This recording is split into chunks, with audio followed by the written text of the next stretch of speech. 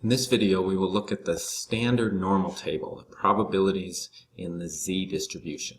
So we've been talking about normal distributions here in Chapter 6. We have a bell-shaped curve. So normal distributions have this sort of shape. Now the standard normal distribution, or the Z distribution, sometimes called the Z curve, is the normal distribution with mean 0 and standard deviation 1. So it's often denoted by Z as normal 0, 1. Another of the advantages of the standard normal is the Z value represents the number of standard deviations you are away from the mean. So a Z value of 2.5 means you're 2.5 standard deviations above the mean. A Z value of negative 1.03 means you're 1.03 standard deviations below the mean. Now, to find probabilities with the table, we have tables at the appendix in the textbook.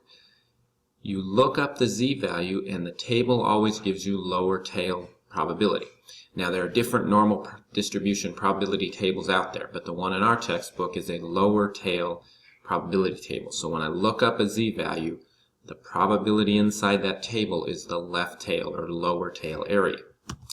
So here's a screenshot of a portion of our standard normal distribution. And notice up in the left corner that it tells you that you're finding the area below, or lower tail area.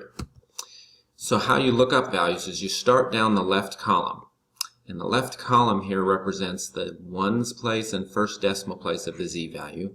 Across the top represents the second decimal place of the Z value. Then all these numbers in the middle of the table, or inside the table, are your actual lower tail probabilities. So if we look at an example, suppose I wanted the probability that Z is less than negative 3.16. So I'd go down the left column to negative 3.1, across the top to 0.06. There's my 3.16. Where those intersect is the probability of a Z value less than negative 3.16. So in this case, 0.0008.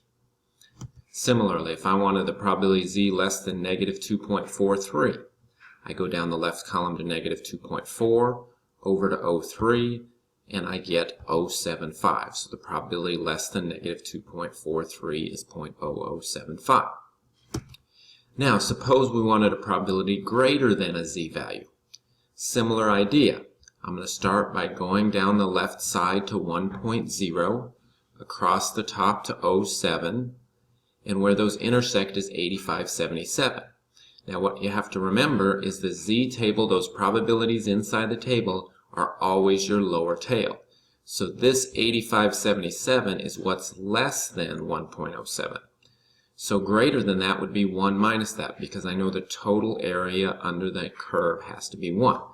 Another way to think of it is that 85.77 is represented by this lower tail area, which implies the upper tail area, which what I'm looking for here, has got to be 1423.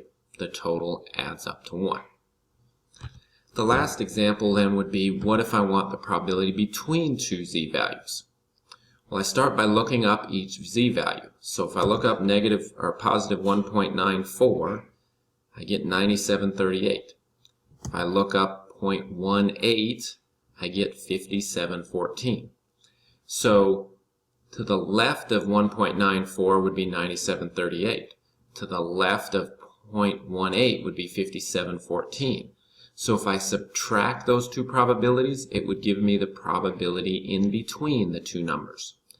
So if you want the probability of a Z value less than a number, you just look it up in the table. If you want greater than, you look it up in the table and subtract from 1. If you want area between two values, you look up both values and find the difference between the probabilities.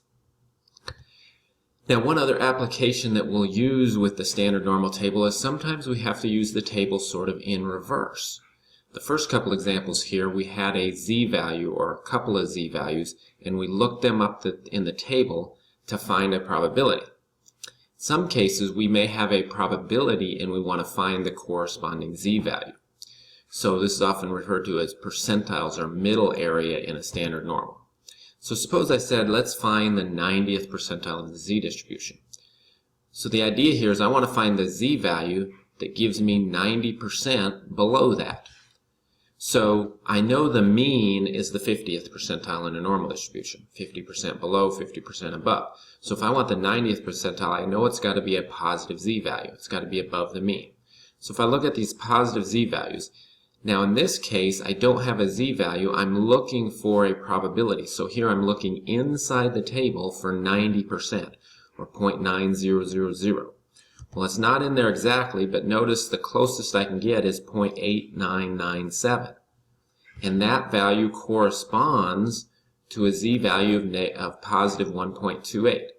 So in other words, the 90th percentile is approximately at 1.28, because the probability of z less than 1.28 is approximately 90%, 89.97.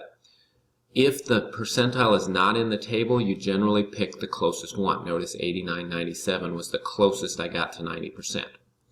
And so in any normal distribution, if I go 1.28 standard deviations above the mean, I'll be at approximately the 90th percentile. Similarly, sometimes we want a middle area. Suppose I wanted the middle 86% of the z distribution. In other words, I want to cut off a lower tail and an upper tail so that what's left in the middle is approximately 86%. So one way to think of this is, if I want 86% in the middle, that means there's 14% left over. So if I use a symmetrical distribution, put 7% of that in the lower tail, 7% in the upper tail. So one way to find the z-value would be to start by looking for that lower 7%. The upper 7% would be exactly the same, it's just going to be the positive z-value. So again, here I've got a percentage. I'm looking in the table for 7% or 0.07. Well again, 0.07 is not in there exactly, but the closest is at 0.0694. And that corresponds to a value of negative 1.48. So, plus and minus 1.48 would give me the middle 86%. Because negative 1.48 gives me 0.07 in the lower tail. Since I know the distribution is symmetric, that would imply that positive 1.48 would give me 7% in the upper tail. Or another way to think of this is, I've essentially found the middle 86%. The lower tail 7%, the upper tail 7%, and so my z-values here are plus and minus 1.48.